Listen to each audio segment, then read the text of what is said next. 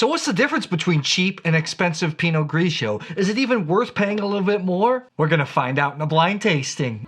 I'm Matthew Horkey. For the last 7 years, I've traveled around the world tasting thousands of wines annually in search of the most unique, exciting, and expensive bottles on the planet.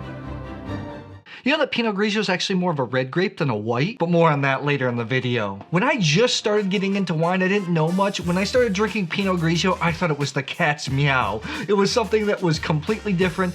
It didn't taste like Chardonnay, it didn't taste like Sauvignon Blanc. I got so excited about it. I drank a ton of it in my graduate school days. Pinot Grigio is one of the most popular white wine grapes, especially in the inexpensive wine category. It had a real boom in the 90s and the 2000s in Italy, and I think during that time, plantings even doubled. Pinot Grigio became so popular that some people actually started to reject it, and I think it's too bad because it can make tremendous wines. A lot of the cheap Pinot Grigios you're gonna find in the Veneto, that's the province that surrounds Venice. A lot of wine critics will complain that the wines are watery, insipid, tart, pretty boring, but you know what? I always find them at least pretty pleasant. You'll find much better Pinot Grigios in Italy in areas of Friuli, Venezia Giulia, namely Colli, and then also in Alto Adige in the north. Pinot Grigio is the Italian name. It's really a French grape. It goes by Pinot Gris.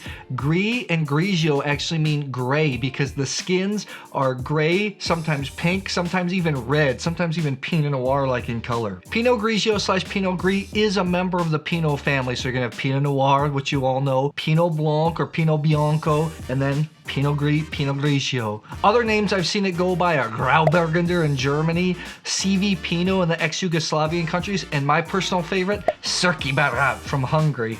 The cheap Pinot Grigios are usually pretty tart, pretty acidic because the grapes aren't really ripe. They have a lot of acidity. When you get into higher quality Pinot Grigios, the alcohol can start to climb and actually the acidity can be quite low. So new wine drinkers that are used to drinking simple Pinot Grigios, when they start to drink a higher quality one, they might be a little bit confused. Both of these are made from cooperative wineries. I have this one it doesn't even have a name. It just says Pinot Grigio della Venezie.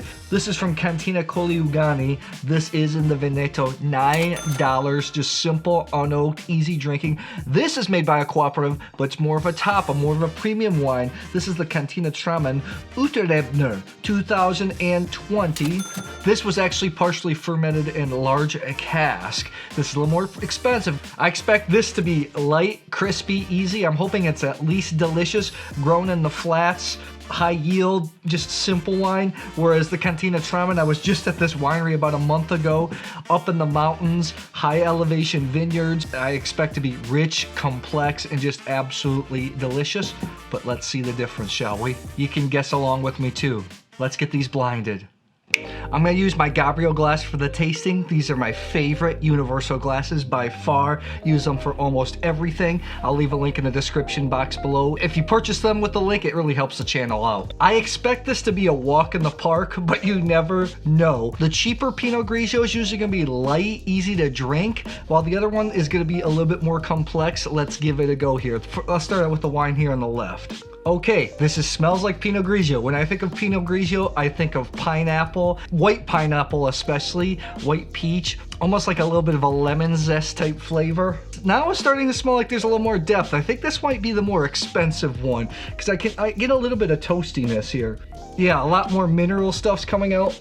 It's richer, it's bigger in body, unless if this is the cheap one, I'm gonna say go out and buy cases of this because it's a heck of a wine. Let's check out this one on the right here.